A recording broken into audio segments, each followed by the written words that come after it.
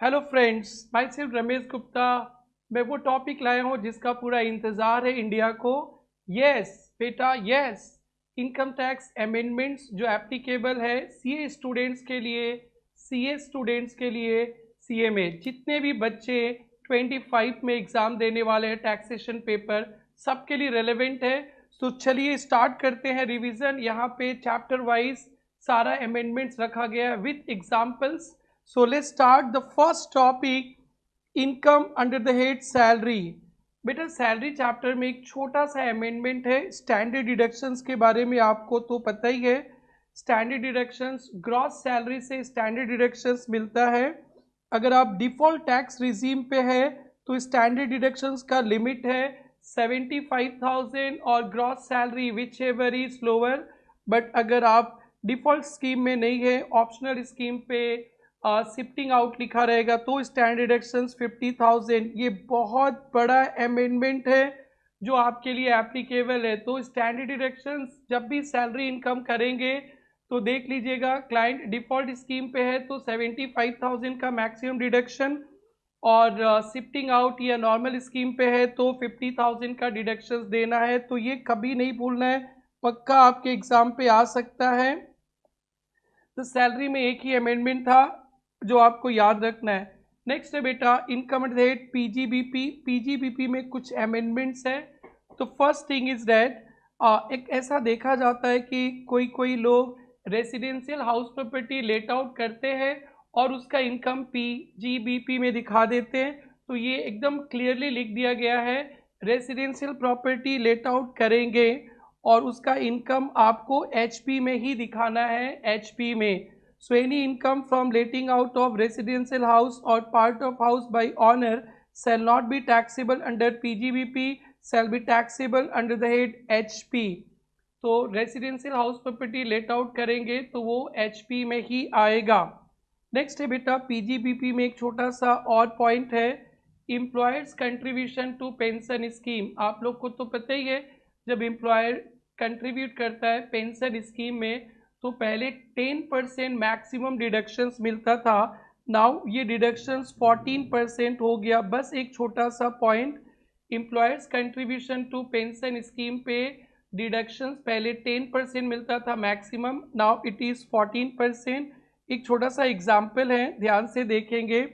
X limited contributed 20% of salary under employ under a pension scheme। DA is 40% of basic salary forming part of salary। Compute deductions allowable under 36 if salary is 10 lakh and what will be the disallowance। तो बेटा salary 10 lakhs है basic salary और मालिक ने 20% contribute किया, तो basic salary का 20% contribute किया, दैट इज 10 lakhs का 20% 2 lakh। So actual contribution by employer is 20% of 10 lakh, that is 2 lakh, but deductions मिलेगा maximum 14% of salary। और सैलरी में बेटा आएगा 14% of basic salary and DA for retirement benefit वाला। तो देखेंगे बेटा बेसिक सैलरी तो 10 लाख है and DA 40% of basic salary. तो basic salary 10 lakhs, DA 40%, so basic plus DA मिलके 14%। तो इसका मैक्सिमम 14% ही अलाउड होगा। पहले ये 10% होता था, नाउ 14%, 196 एंड बाकी का 4000 डिस अलाउड। तो आपको क्या याद रखना है, employer's contribution to pension scheme 14% हो गया।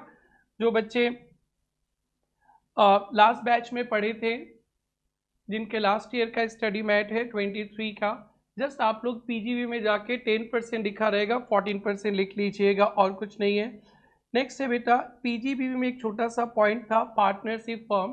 पार्टनरशिप फर्म से पार्टनर्स को सैलरी, कमीशन, रेमुनरेशन जो मिलता है, इसका भी एक लिमिट था बुक प्रॉफिट के बेसिस पे, दैट इज ऑल्सो चेंज। तो बताया गया फर्स्ट 6 लैक्स, ये पहले अमाउंट 6 लाख नहीं था, first 6 lakhs of book profit में 3 लाख और 90% of book profit which ever is more, and balance profit पे 60%। तो ये 6 lakhs वाला चक्कर नया आ गया और 3 lakhs वाला चक्कर। तो बेटा ध्यान रखना है, पार्टनरशिप फर्म से पार्टनर्स को रेम्यूनरेशन मिलेगा। तो maximum limit for deduction is first 6 lakh पे 3 लाख और 90% whichever is higher and balance पे 60%। एक छोटा सा एग्जाम्पल मैं रखा हूँ आप लोगों के लिए। A firm has 8,50,000 remuneration to its partner for 24-25 in accordance with partnership deed and book profit is 10 lakhs। तो बुक प्रॉफिट 10 lakhs है तो बेटा फर्स्ट 6 lakhs पे 90%, 5,40,000 एंड जो बैलेंस बचा उस पे 60%, टोटल 7,80,000 का रेमुनरेशन आ सकता है। बट फर्म ने रेमुनरेशन दे रखा है कितना 850, तो डिडक्शंस मिलेगा 780 and the balance amount will be disallowed. तो ये अच्छा पॉइंट है, आप लोग ध्यान देना। Now next topic is income at the head capital gain. बहुत मेजर चेंजेस आया, very very very very very important, आप लोग सभी अच्छी तरह से पढ़ेंगे। एक तारीख याद रखेंगे, एक तारीख 23 जुलाई 24, 23 जुलाई 24 से पूरा सीजी का नज़रिया चेंज हो गया। तो जो बच्चे 23 फाइनेंस एक्ट पढ़ के आए, जिसे 24 पढ़ना है, तो ये तारीख कभी नहीं भूलेंगे। तारीख क्या है सर? ये 23 जुलाई 24, 23 जुलाई 24 के पहले अगर कैपिटल गेन होता है तो जो आप पहले सीखे थे वैसे ही चलेगा। अगर कैपिटल गेन 23 जुलाई या उसके बाद हुआ तो नया सिस्टम आ गया और बहुत सिंप्लीफाइड सिस्टम आ गया, तो डरने की कोई बात नहीं है। आप तो महान हो, आप वो टेक्निकल वाला सीख के आए थे, इंडेक्सेशन वगैरह। Now they have change the system, they made it simple. Yes sir, हमारा मेहनत बेकार होगा? नहीं नहीं, बेकार नहीं होगा, बट खुश रहो, डरना नहीं। तारीख याद रखना है। तारीख क्या है? तारीख जो आपको याद रखना है बेटा, 23 जुलाई 24 से सीजी का नज़रिया ही चेंज हो जाएगा। तो इनके period of holding of assets को लेकर चेंजेस आया। पहले 3 period of holding of assets रहता था, 12 months, 24 months, 36 months. Good news हो गया, अब 2 ही रहेगा, 12 एंड 24 मंथ्स। और पहले लॉन्ग टर्म कैपिटल गेन पे आप लोग इंडेक्सेशन करते थे, वो कब जब एक्वायर किया तब से डिवाइड करो, फिर उसके बाद का जब बेचेंगे तब से मल्टीप्लाई करो, वो सब खत्म। अच्छे दिन आ गए। No indexation in long term capital gain, simple sale price minus cost price is the profit. और जो आप 1/4/2001 के पहले वाला सीखे थे रिप्लेसमेंट, वो सब लगेगा। बस एक ही अमेंडमेंट आ गया, 23 जुलाई से लॉन्ग टर्म कैपिटल गेन होगा, उसमें कोई इंडेक्सेशन बेनिफिट नहीं। हाँ, टैक्स रेट पहले ज़्यादा था 20%, वो टैक्स रेट डिस्काउंटेड हो गए। तो just sit relax and enjoy, और पक्का ये आपके एग्ज़ाम में कुछ आपको मार्क्स देने वाला है। तो मैं स्टार्ट करता हूँ पोहा से, क्योंकि पोहा डिसाइडिंग फैक्टर होता है। आप क्या जानते थे पहले ये देखिए। Transfer before 23 July listed securities unit of UTI zero coupon bond equity oriented fund. अगर पोहा 12 मंथ्स तक रहता था तो आप उसे शॉर्ट टर्म बोलते थे, और 12 मंथ से ज़्यादा रहता था तो long term. So listed securities units of UTI zero coupon bond वगैरह के केस में। अनलिस्टेड शेयर्स और डिवेंचर्स लैंड एंड बिल्डिंग के लिए 24 मंथ शॉर्ट टर्म, 24 मंथ से ज़्यादा लॉन्ग टर्म, और बाकी के सभी एसेट्स के लिए 36 मंथ्स, 36 मंथ। तो 36 मंथ्स वाला चक्कर ख़त्म। तो अब क्या बचा बेटा? 2 ही बचा। Listed securities, listed securities units of UTI, units of equity fund, zero coupon bond, वही रहेगा पोहा। 12 मंथ तक तो शॉर्ट टर्म, 12 मंथ से ज़्यादा तो लॉन्ग टर्म। बस यहाँ पे एक छोटा सा टर्म लिस्टेड सिक्योरिटीज में अदर देन यूनिट था, अदर देन यूनिट को हटा दिया गया, यहाँ पे लिस्टेड सिक्योरिटीज आ जाएंगे। Listed securities units of UTI zero coupon bond, ये सब का पोहा 12 मंथ पहले की तरह ही है, सेम एज बिफोर। बाकी के सारे एसेट्स के लिए लैंड, बिल्डिंग, सोना, कितना सोना है, सोना बेचेंगे, और अनलिस्टेड शेयर्स वगैरह बेचेंगे, सबके लिए 2 years 24 मंथ। ये फर्स्ट अमेंडमेंट हो गया कि अब हमारा पोहा 12 मंथ्स और 24 मंथ्स। तो listed securities units of UTI zero coupon bond और ये सब के लिए हो गया 12 मंथ्स पहले की तरह ही, और बाकी के सभी एसेट्स के लिए 24 मंथ्स हो गया। 24 मंथ्स तक अगर होल्ड करके रखे तो शॉर्ट टर्म, और उससे ज़्यादा जाएगा तो लॉन्ग टर्म। तो 36 मंथ्स का क्राइटेरिया अब खत्म हो गया। यस, जरूर से आप लोग इसे रिवीजन पे ध्यान देंगे। किस तरह से कंप्यूटेशन ऑफ कैपिटल गेन होगा। शॉर्ट टर्म कैपिटल गेन में कोई चेंजेस नहीं है brother sisters. Short term capital gain same, full value of sale consideration less expenses on transfer, net consideration cost, acquisition cost of improvement, no changes. Long term capital gain पे फिर से वो date 23 जुलाई 24 के पहले हुआ। Long term capital gain तो जो आप पढ़े थे वही होगा, sale price less expenses less index cost of acquisition, index cost of improvement. But अगर 23 जुलाई या उसके बाद लॉन्ग टर्म कैपिटल गेन होता है तो इंडेक्सेशन बेनिफिट नहीं है। It's become very simple, only cost of acquisition minus करेंगे, कॉस्ट ऑफ इम्प्रूवमेंट माइनस करेंगे, यहाँ पे कोई इंडेक्सेशन बेनिफिट नहीं। तो कभी भी कैपिटल गेन का सम आ गया बेटा एग्जाम में तो 2 बार पेपर पढ़ लियो कि वो प्रॉपर्टी कब बेचा गया है। चांसेस ज़्यादा है 23 जुलाई या उसके बाद बेचने का, क्योंकि इंस्टीट्यूट आउटडेटेड कंसेप्ट पूछता नहीं है, बट इस साल के लिए तो एप्लीकेबल है। तो आप जरूर से डेट ऑफ सेल देखेंगे लॉन्ग टर्म कैपिटल गेन पे।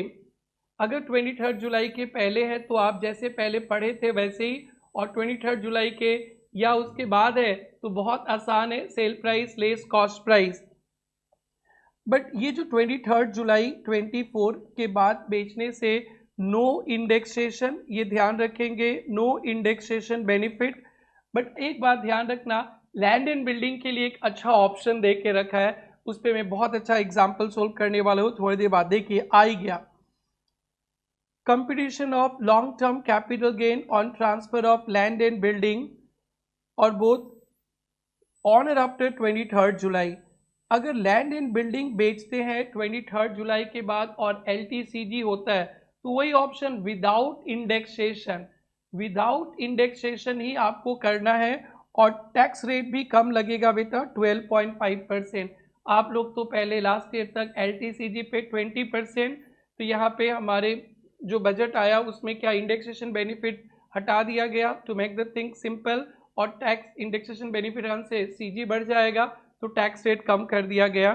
बट लैंड एंड बिल्डिंग के लिए स्पेशल स्थान मिला गया है। अगर लैंड एंड बिल्डिंग 23 जुलाई के बाद भी बेचते हो आप लोग तो आपके पास ऑप्शन है विदाउट इंडेक्सेशन तो आपको करना ही है, उस पर 12.5% टैक्स, और एक ऑप्शन है विथ इंडेक्सेशन भी आप कर सकते हो और उस पर 20% टैक्स। तो अगर लैंड एंड बिल्डिंग कोई बेचता है 23 जुलाई या उसके बाद तो उस बंदा के पास दोनों ऑप्शन है, पुराना सिस्टम से इंडेक्सेशन करके 20% टैक्स सरचार्ज से अलग से, नया सिस्टम पे no indexation only 12.5% tax surcharge से के साथ।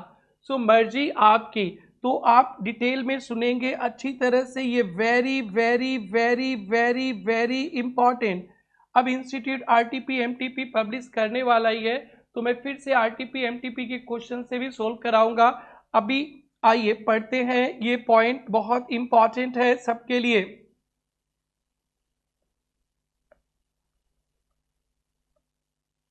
यस, रेसिडेंट इंडिविजुअल और हब, ये benefit only resident individual hub को दिया जाएगा। while computing LTCG on land and building has option to take benefit of indexation। देखिए 23 जुलाई के 23 जुलाई के बाद इंडेक्सेशन नहीं है, फिर भी इंडेक्सेशन बेनिफिट दिया जाएगा। बट प्रॉपर्टी एक्वायर्ड बिफोर 23 जुलाई, आपने पहले खरीदा था और ट्रांसफर किया 23 जुलाई के बाद, तो LTCG on such land and building subject to lower जो लोअर टैक्स होगा वही देंगे, 12.5% विदाउट इंडेक्सेशन और 20% विथ इंडेक्सेशन। बट ध्यान रखेंगे ये बेनिफिट ओनली रेसिडेंट को देगा, नॉन रेसिडेंट्स के लिए नहीं। कोई फिरंगी प्रॉपर्टी बेचता है जुलाई अगस्त सितंबर में तो फिर उनके लिए इंडेक्सेशन वाला बेनिफिट नहीं, स्ट्रेट 12.5% वाला सिस्टम रहेगा। तो वेरी वेरी वेरी इंपॉर्टेंट, किसको बेनिफिट देंगे? रेसिडेंट इंडिविजुअल हब को। सारे प्रॉपर्टी पे, सोना पे नहीं, शेयर्स पे नहीं, ओनली लैंड या बिल्डिंग या लैंड एंड बिल्डिंग बोथ। कब खरीदा? 23 जुलाई के पहले। बेचा कब था बेटा? 23 जुलाई 24 ईयर्स के बाद। तो फर्स्ट सिस्टम क्या कहता है? सिस्टम कहता है विदाउट इंडेक्सेशन। और टैक्स देने के लिए सिस्टम कहता है आपकी मर्जी, आप विदाउट इंडेक्सेशन 12.5% टैक्स है या विथ इंडेक्सेशन 20% आपकी मर्जी। इसलिए ये बात भी आपको ध्यान पे रखना है। For computing income under CG to be included in GTI, आपको तो पता ही है पांचों हेड्स को जीटीआई में डालते, indexation benefit is not given indexation. तो आप जब अपना टोटल इनकम निकालेंगे, जीटीआई निकालेंगे, उधर तो आप विदाउट इंडेक्सेशन ही करेंगे, बट जब कैलकुलेशन ऑफ टैक्स लायबिलिटी करेंगे तब आप वर्किंग नोट पे विथ इंडेक्सेशन विदाउट इंडेक्सेशन पे चलेंगे।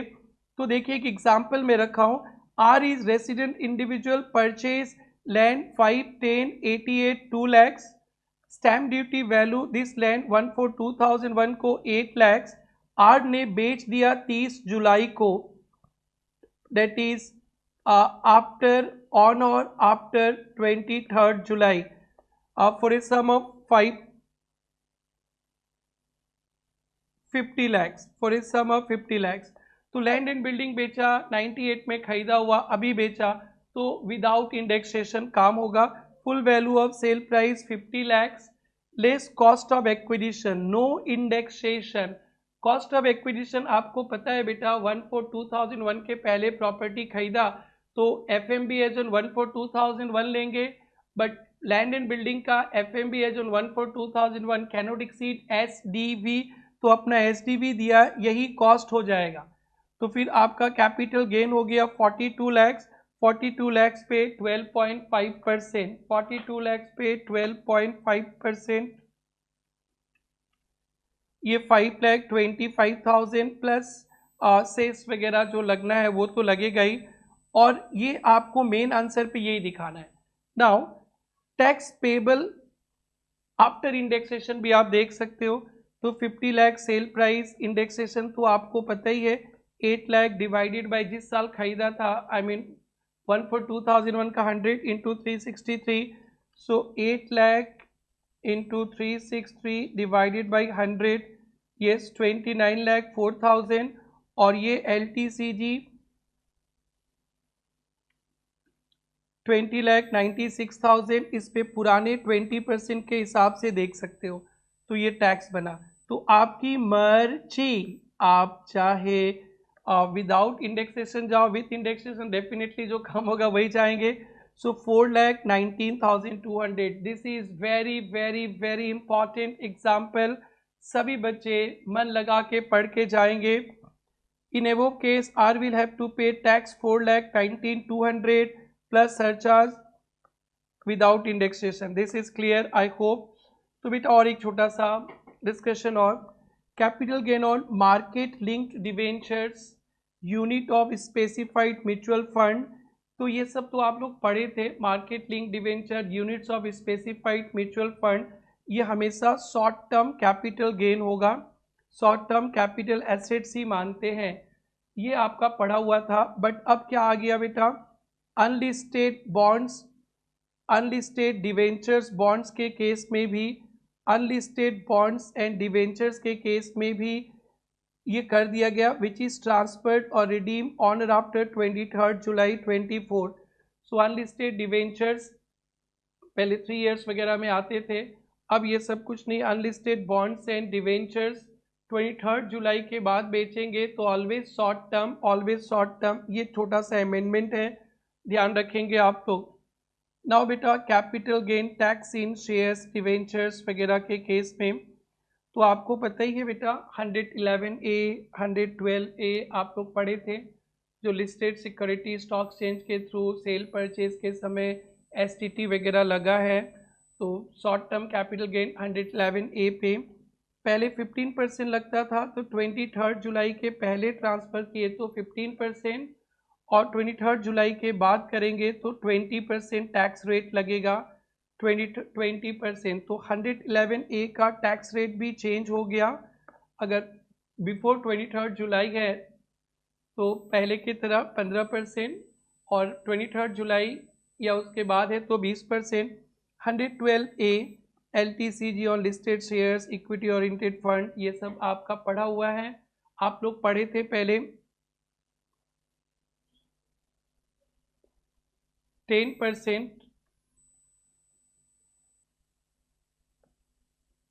Yes 10% in excess of 1 lakh, 1 lakh तक छोड़ते थे। नाउ बिफोर 23 जुलाई है तो 10% इन एक्सेस ऑफ 1,25,000, यानी 10% LTCG माइनस 1,25,000। बट 23 जुलाई से यूनिफॉर्मिटी के लिए अब टैक्स रेट 12.5% हो गया। तो अगर 112A में कोई फंसता है CG LTCG 23 जुलाई के पहले है तो 10% इन एक्सेस ऑफ 125, और 23 जुलाई या उसके बाद है तो 12.5% एक्सेस ऑफ 1,25,000। लेकिन एक बात ध्यान रखना, 1,25,000 का डिडक्शन जो बेनिफिट है वो 2 बार नहीं मिलेगा, पूरा साल में 1,25,000 ही मिलेगा। अगर 23 जुलाई के पहले बेचा हुआ में 125 बेनिफिट ले लिए तो फिर बाद में वो 125 का बेनिफिट नहीं मिलेगा। सो दिस इज फॉर टोटलिटी।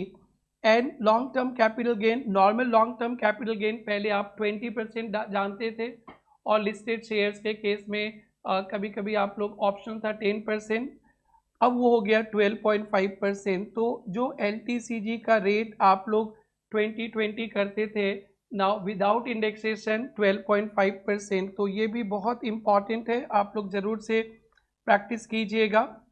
इतना था CG पे, CG को 2-3 बार रिवाइज कीजिएगा। RTP MTP में जो क्वेश्चंस आएगा, I'll come with RTPs and MTPs, don't worry with that। Now income from other sources में इसमें एक बहुत अच्छा अमेंडमेंट है जो मैं एक्सपेक्ट करता हूँ इस पर एग्जाम पे आना चाहिए। बिफोर डैट आप लोग सुने होंगे फैमिली पेंशन, मिस्टर एक्स के डेथ होने के बाद घर वाले को फैमिली पेंशन मिलता है। तो फैमिली पेंशन इसलिए मिलता है कि ज़िंदगी में नो टेंशन।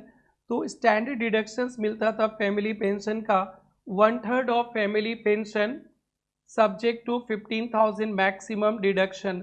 बट अगर आप डिफ़ॉल्ट स्कीम में जाएंगे तो फैमिली पेंशन का डिडक्शंस 25,000 है मैक्सिमम। नॉर्मल स्कीम वाले के लिए 1/3 और मैक्सिमम 15,000, और डिफ़ॉल्ट वाले के लिए 25,000, 1/3 ऑफ पेंशन और 25,000 दोनों में जो लोअर होगा वो मिलेगा। एंड वेरी वेरी इंपॉर्टेंट था, और ये पॉइंट 2 वेरी वेरी इंपॉर्टेंट।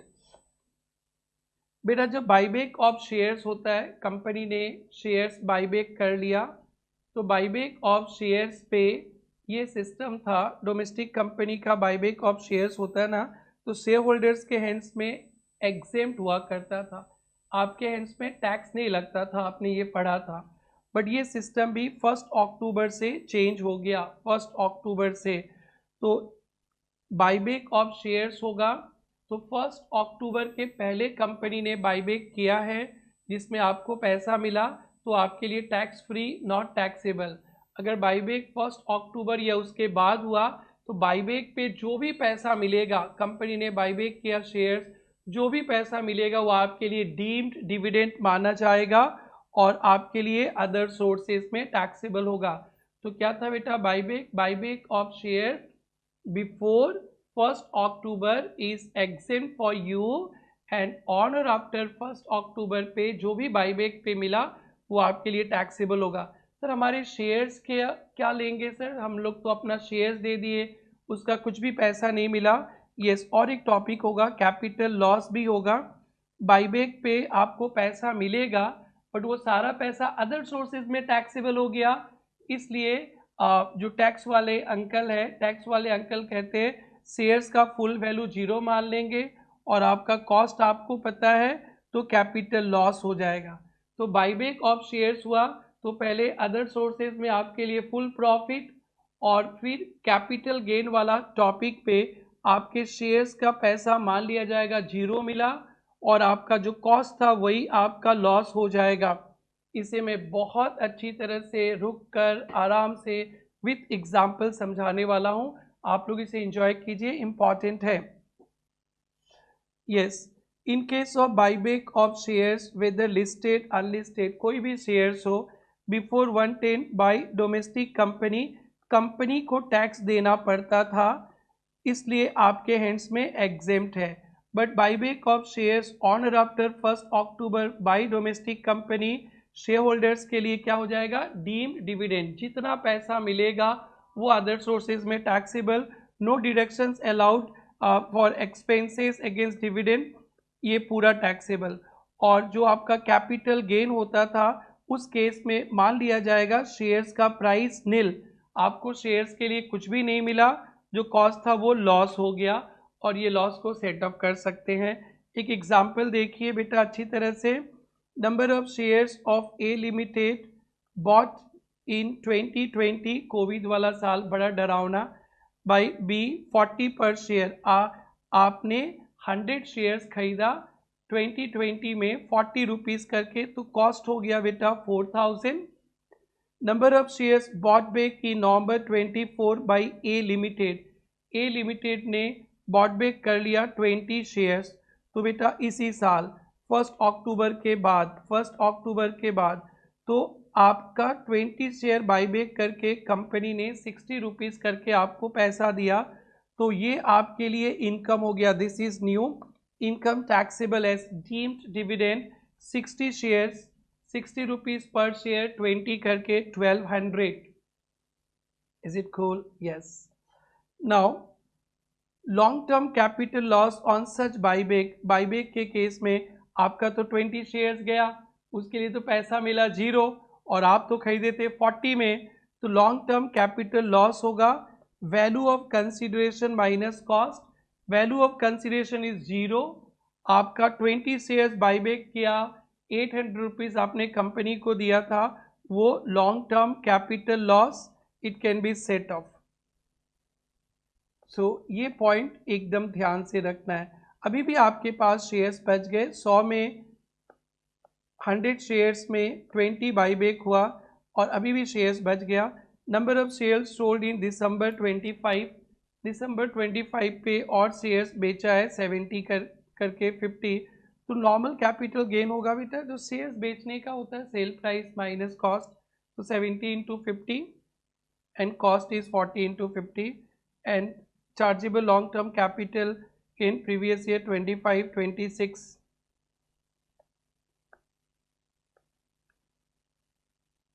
ये 24 होना चाहिए, प्रीवियस ईयर 24 25। तो ये क्लियर है। 1 अक्टूबर के पहले बाईबैक में मिला तो भूल जाओ, no CG no other source nothing. 1 अक्टूबर उसके बाद मिला, जब भी मिला जितना भी मिला टीम डिविडेंड, बस बिंदास। और फिर और लॉस भी हो जाएगा इमीडिएटली, जितना शेयर कंपनी ने बाईबैक किया उसका सेल प्राइस 0 मान लेंगे, कॉस्ट माइनस करके लॉस। तो बेटा ये था आपका 5 हेड्स में अमेंडमेंट। सैलरी में था, एचपी और पीजीबी एक कॉमन आइटम हो गया, जो वही residential house property let out करेंगे तो पीजीबीपी में नहीं आएगा, एचपी में। पीजीबीपी का कुछ अमेंडमेंट्स थे और सीजी भर के अदर सोर्सेज में भी बहुत अच्छा है। Now deductions from gross total income, बेटा आपको पता है 5 हेड्स को प्लस करने के बाद आप ग्रॉस टोटल इनकम बोलते हैं, फिर उससे चैप्टर 6A का 80C से 80U का डिडक्शंस देना होता है। यहाँ पे छुटमुट अमेंडमेंट्स है, देखिए 80CCD नेशनल पेंशन स्कीम, आपको पता ही है नेशनल पेंशन स्कीम पे आप भी पैसा डालते हो, आपके मालिक भी पैसा डालता है, जो मालिक पैसा डालता है पहले सैलरी में प्लस होता है और फिर 80CCD2 में डिडक्शंस मिलता है, और आप जो पैसा डालते हो 80CCD1 पे डिडक्शंस मिलता है, फिर 1B पे भी मिलता है, सबको पता है। यहाँ पे डिडक्शंस का एक लिमिट है 10%। आपने अगर कंट्रीब्यूट किया तो जितना कंट्रीब्यूट किया और 10% ऑफ सैलरी मैक्सिमम वही डिडक्शंस मिलेगा। बट मालिक ने डाला था तो पहले था गवर्नमेंट एम्प्लॉयज़ के लिए एम्प्लॉयर का कंट्रीब्यूशन 14% था, अगर अदर्स के लिए 10% था। नाउ इस बार से अदर्स के लिए भी 14% ऑफ सैलरी हो गया अगर डिफ़ॉल्ट टैक्स रिजीम पे जाएंगे तो। सो एम्प्लॉयर्स कंट्रीब्यूशन का डिडक्शन गवर्नमेंट एम्प्लॉयज़ के केस में 14% ऑफ सैलरी मैक्सिमम, या किसी ने डिफ़ॉल्ट स्कीम ऑप्ट किया तो भी 14% मैक्सिमम, और डिफ़ॉल्ट स्कीम ऑप्ट नहीं किया तो 10% ही डिडक्शंस मिलेगा। तो आपने इस पे क्वेश्चन किया होगा, इंस्टीट्यूट के स्टडी मेट का बहुत इंपॉर्टेंट क्वेश्चन है और ज़रूर से कीजिएगा। तो अमेंडमेंट क्या आया, ये ATCCD2 में गवर्नमेंट एम्प्लॉयज़ है तो 14%, अदर देन गवर्नमेंट एम्प्लॉयज़ है तो एम्प्लॉयर का कंट्रीब्यूशन का पहले 10% होता था, अब उसमें भी भेदभाव कर दिया, डिफ़ॉल्ट वाले के लिए 14% एंड नॉर्मल वाले के लिए 10%। सैलरी का मतलब बेसिक दिए, ये सब तो पहले ही कोई चेंजेस नहीं है। तो basic salary 1 lakh per month, dearness allowance 40% और 50% फॉर रिटायरमेंट बेनिफिट, यानी ये सब तो आप जानते हैं। A and employer contributed 15% of basic salary to pension fund, explain the tax treatment, page under default scheme और शिफ्टिंग आउट। तो शिफ्टिंग आउट डिफॉल्ट स्कीम तो आप जो पहले लास्ट बैच में पढ़े थे वही है, और अगर डिफॉल्ट स्कीम में होगा तो लास्ट में एक छोटा सा वो जो लिमिट है वो चेंज हो जाएगा। डिफॉल्ट स्कीम में जाएंगे तो 14% डिडक्शंस मिलेगा मैक्सिमम, डेट इज एम्प्लॉयर का कंट्रीब्यूशन का 201600, और पहले आप लोग पढ़ते थे 10% पढ़ते थे, अब वो 14% हो गया। दैट्स इट, बाकी का आपका पढ़ा हुआ ही है। अब इसके बाद हम लोग स्टार्ट करेंगे और TDS वाला पोर्शन, TDS TCS बाकी के पोर्शन डिस्कस करेंगे। यस, TDS पार्ट स्टार्ट करते हैं। TDS में बेसिकली ना वो TDS का रेट को कम कर दिया गया, रिवाइज कर दिया गया। वो बस वो रिवाइज वाला रेट थोड़ा सा ध्यान पे रखना है, बाकी का जो आप लोग पढ़े थे सब काम में आएगा। एक interest on securities to resident था, सेक्शन 193 आप लोग पढ़े थे। With effect from 1 October tax deduct करना है, interest payable on floating rate saving bonds taxable और any other notified security central state government if such interest payable exceeds 10,000। तो ये लाइट पे रहेगा, उतना ध्यान पे नहीं लगाना है। नेक्स्ट बेटा इंश्योरेंस कमीशन टू रेसिडेंट है, जिसमें 5% था वेयर पे is resident other than company, जहाँ पे 5% था वो 2% हो गया, और डोमेस्टिक कंपनी पे सेम है। सेल ऑफ लॉटरी टिकट पे 5% था, 1 अक्टूबर से ये 2% हो गया सेल ऑफ लॉटरी टिकट पे, कमीशन वगैरह पे। Payment in respect of life insurance policy, life insurance policy के मैच्योरिटी पे जो पैसा मिलता था, इनकम कंपोनेंट पे 5% टैक्स लगता था। नाउ 1 अक्टूबर से वो रेट हो गया 2%, 1 अक्टूबर ये उसके बाद मिला तो 2% TDS रेट। बाकी का ये सेम एग्जाम्पल्स आप लोग जो पढ़े थे वही है, सिर्फ TDS का रेट चेंज हो जाएगा। पहले अगर 1 अक्टूबर के पहले मिलता है तो यू कैन गो विथ 5%, और 1 अक्टूबर या उसके बाद होता है तो उस पर 2%, और आपने किया होगा इनकम कंपोनेंट पे, और लेस देन 1 लाख है तो नॉट टैक्सेबल, TDS भी नहीं चाहिए बेटा, एग्जेम्प्टेड लिमिट है। तो ये क्वेश्चन आप लोग पढ़े होंगे, ये भी पढ़ा हुआ है क्वेश्चन है, ये भी पढ़ा हुआ है, बस TDS का रेट पे ध्यान देना है। नेक्स्ट बेटा एक छोटा सा अच्छा पॉइंट है जिसपे हम लोग एक्सपेक्ट कर सकते हैं, immovable property, payment of transfer of certain immovable property, land and building वगैरह ट्रांसफ़र होता है जहाँ पे सेल प्राइस या SDV एक्सीड्स 50 लैक्स और मोर, तो 1% TDS है, 1% TDS आप सबको पता है।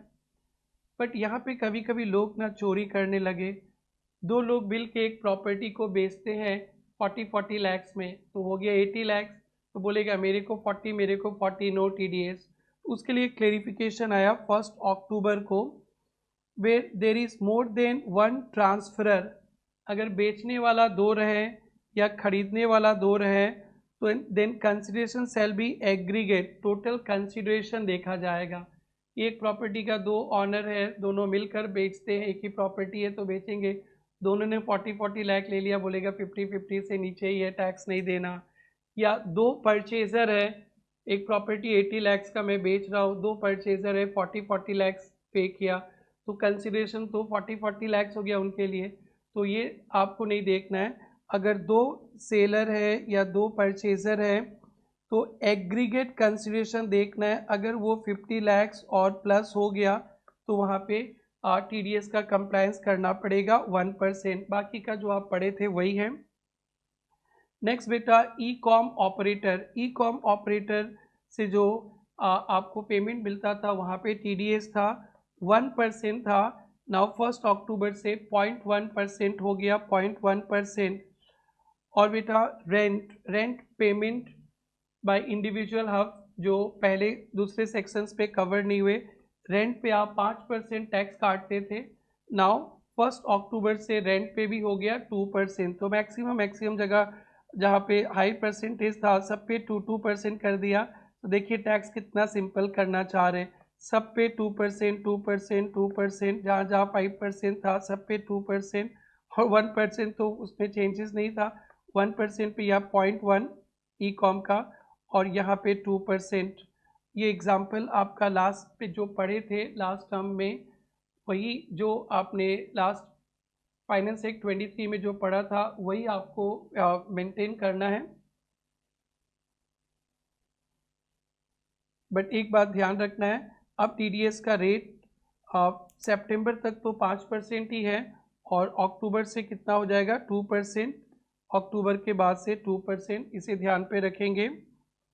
नेक्स्ट है बेटा 194M, वो वर्क कॉन्ट्रैक्ट, प्रोफेशनल फ़ी, कमीशन, ब्रोकरेज जो पहले कवर नहीं हुए थे 194C, J, H में, वो यहाँ कवर हो जाएंगे। 5% था TDS रेट, 1 अक्टूबर से 2% हो गया। महज होलसेल ट्रेडर टर्नओवर 95 लाख तो पहले कवर नहीं हुआ था 23-24 में, क्योंकि वहाँ पे कवर होने के लिए टर्नओवर 1 CR से ऊपर होना चाहिए।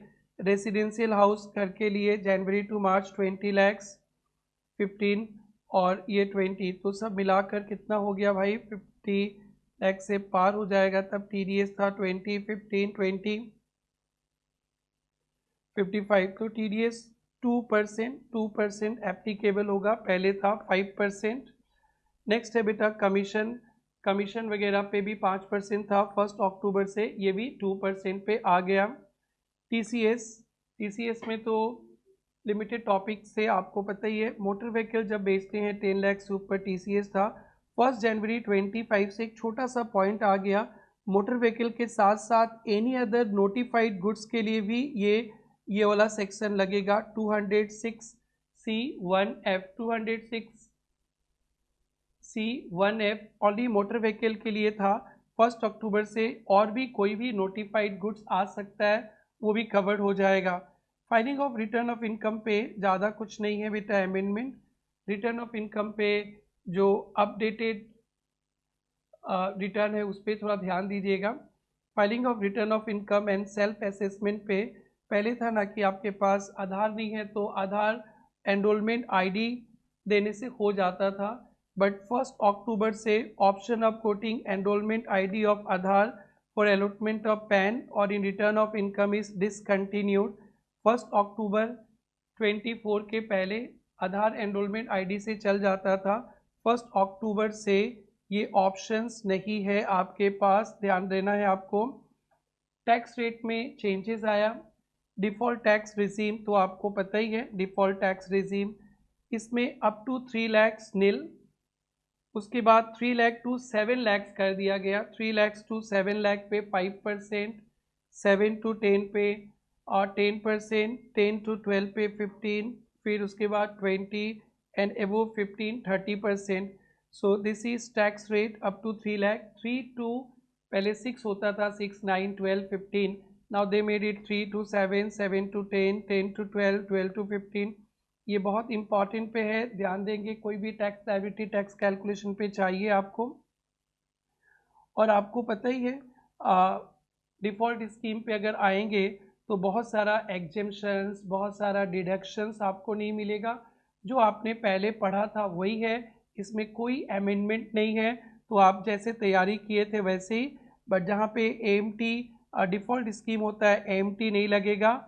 और स्पेशल टैक्स रेट तो मैंने तो बता ही दिया, LTCG 112 बिफोर 23 जुलाई है तो 20% विथ इंडेक्सेशन पहले की तरह, 23 जुलाई या उसके बाद है। लैंड और बिल्डिंग बेचे हैं, रेसिडेंट इंडिविजुअल हब है, तो 20% विथ इंडेक्सेशन दे सकते हो, 12.5% विदाउट। बाकी के सभी एसेट्स के लिए 12.5%। 112A का LTCG आपको पता है, अगर बिफोर 23 जुलाई है तो 10% LTCG माइनस 1,25,000। आप लोग पढ़े थे 1 लाख माइनस करना, बट सरकार का दिल बहुत बड़ा है। LTCG माइनस 125 10%, और वही अगर 23 जुलाई के बाद है तो ये 10% बन जाता है 12.5%। तो देखिए तो पूरा LTCG पे 12.5% ही हो गया। सो टैक्स को सिंपल, सस्ता, सुंदर बनाना है, सस्ता तो नहीं, इजी बनाना है, तो आप लोग को इतना टेंशन नहीं लेना है। शॉर्ट टर्म कैपिटल गेन आपको पता ही था, 23 जुलाई के पहले है तो 15% और उसके बाद है तो 20% लगेगा। कैजुअल इनकम पे पहले की तरह 30%, विनिंग फ्रॉम ऑनलाइन गेम्स पे 30%, चोरी चपाटी, अनएक्सप्लेन मनी, इन्वेस्टमेंट, ये सब अनएक्सप्लेन इन्वेस्टमेंट 60%, फिर सरचार्ज 25%, सेस 4%, इफेक्टिवली 78, पहले की तरह ही आपने जो पढ़ा था। बेटा एज कैलकुलेशंस का भी कोई चेंजेस नहीं है, जो नॉर्मल स्कीम पे होता है ना, 3 लाख, जैसे नॉर्मल 2,50,000, सीनियर सिटीजन के लिए 3 लाख और वेरी सीनियर सिटीजन के लिए 5 लाख का एग्जिबिशन लिमिट। वो एज कैसे काउंट करेंगे उसका जैसे पहले क्लेरिफिकेशन था वही, किसी का जन्म 1 अप्रैल में हुआ तो वो 31 मार्च को ही उनका उम्र 1 साल बढ़ जाता है, 1 अप्रैल तो पार ही हो जाएंगे। तो ये बताया गया। रेसिडेंट इंडिविजुअल जिसका 60th बर्थडे 1 अप्रैल 25 को होगा तो would be treated as 60 years, 24-25 को ही 60 ईयर्स, यानी 31 मार्च 25 को ही, एक दिन पहले ही। और किसी का 80th बर्थडे 25 1 अप्रैल को होने वाला है तो 24-25 में 80 ईयर्स मान लिया जाता है। ये टैक्स कैलकुलेशन में काम आएगा। रिबेट बेटा पहले जैसे रिबेट मिलता था डिफ़ॉल्ट टैक्स रिजीम पे, अभी भी वैसे ही है। डिफ़ॉल्ट टैक्स रिजीम पे इनकम 7 लाख से एक्सीड नहीं करता है, 7 लाख तक इनकम है तो आपको डिडक्ट टैक्स रिबेट मिल जाएगा। टैक्स पेबल और 25,000 विच एवर इज लोअर, और जिसका इनकम मार्जिनली 7 लाख से ऊपर है तो वो टैक्स अमाउंट, वो जितना इनकम 7 लाख से एक्सेस है उसके ऊपर नहीं होगा। ये भी आपने जैसे पहले पढ़े थे वैसे ही, कोई चेंजेस नहीं है। और नॉर्मल स्कीम वाले के साथ कंजूसी, डिफ़ॉल्ट वाले को तो दिल खोल के 25,000 का रिबेट, और जो नॉर्मल स्कीम है भैया आप छोड़ो, आपको रिबेट कम देंगे। आपका इनकम 5 लाख को पार नहीं करता है तो अप टू 5 लाख तक है तो आपको रिबेट मिलेगा। टैक्स पेबल और 12,500 विच एवर इज लोअर, पर ध्यान रखेंगे 87A का रिबेट 112A वाला CG पे नहीं मिलेगा। Tax payable on 112A LTCG, अब ये 10% भी हो गया, 12.5% भी हो गया। तो यहाँ पे जैसे आपने पढ़ा था पहले वैसे ही है। Surcharge no amendment, no changes in surcharge. तो जैसे आपने सरचार्ज पढ़ा था अपने लास्ट ईयर के बेसिस पे, लास्ट बुक के बेसिस पे, वैसे ही कुछ होगा, इसमें कोई अमेंडमेंट नहीं है। डिफ़ॉल्ट स्कीम पे मैक्सिमम सरचार्ज 25% है और नॉर्मल स्कीम पे मैक्सिमम 37%, बट वो 111A 112A डिविडेंड इनकम पे सरचार्ज कैनॉट एक्सीड 15%। इस पे अच्छे अच्छे क्वेश्चंस भी मैं कराऊंगा। मार्जिनल लीव में भी कोई चेंजेस नहीं है, जिसका इनकम 50 लाख से जस्ट थोड़ा सा ऊपर रहता है, या 1 करोड़ से ऊपर, या 2 करोड़ से ऊपर, या 5 करोड़ से ऊपर, तो आप लोग को टैक्स प्लस सरचार्ज जोड़ के इनकम थोड़ा बढ़ेगा, टैक्स ज़्यादा बढ़ जाएगा, तो एक मार्जिन रिलीफ मिलेगा। इस पे मैं क्वेश्चंस आप लोग को कराऊंगा आगे चलकर, ये सारे क्वेश्चंस मैं सोल्व करूंगा। ऐसे इस पे कोई नया पॉइंट नहीं है, जैसे आपने पढ़ा था वैसे ही करना है, बट फिर भी मैं नेक्स्ट वीडियो में इसको सोल्व करूंगा। बेटा यही था आपके अमेंडमेंट्स, उन बच्चों के लिए बहुत यूज़फुल है जिन्होंने लास्ट बैच में कोचिंग किया होगा और अभी मई 25 पे एग्ज़ाम देने जा रहे हैं, फाइनेंस एक्ट 23 पढ़ा होगा और एक बार के लिए क्विक रिवीजन के लिए भी सबके लिए यूज़फुल है। अब मैं इनका सरचार्ज और मार्जिनल लिप पे क्वेश्चंस लाऊंगा, आरटीपीज एमटीपीज के साथ कर लूँगा, तो वेट करें आरटीपीज एमटीपीज। और भी हमने जीएसटी में कुछ कुछ चैप्टर्स का विथ चार्ट क्विक रिवीजन डाला है, ज़रूर से आप देखिएगा। प्रेरणा ट्यूटर्स का यूट्यूब चैनल सब्सक्राइब कीजिएगा, अच्छा लगे तो थम्स अप दीजिएगा, अपने दोस्तों को भी बताइएगा। और भी आने वाला है जीएसटी के maximum chapters like ITC, exempted supply with charts, छोटे छोटे चार्ट्स में with revision. And TDS, income tax का टीडीएस बहुत बड़ा है, डिडक्शंस बहुत बड़ा है, CG PGVP, everything I am coming with chart. By that time you just revise and complete it. आपको कोई डाउट होगा तो प्रेरणा ट्यूटोरियल्स के वेबसाइट पे हमारा नंबर है, टेलीग्राम चैनल भी है, आप वहाँ पे अपने कोई भी डाउट्स व्हाट्सएप पे कर देंगे, मैसेज कर देंगे। I am always there for you. आप लोग इन्जॉय कीजिए, आरटीपीज एमटीपीज का वेट कीजिए। That's it, bye bye.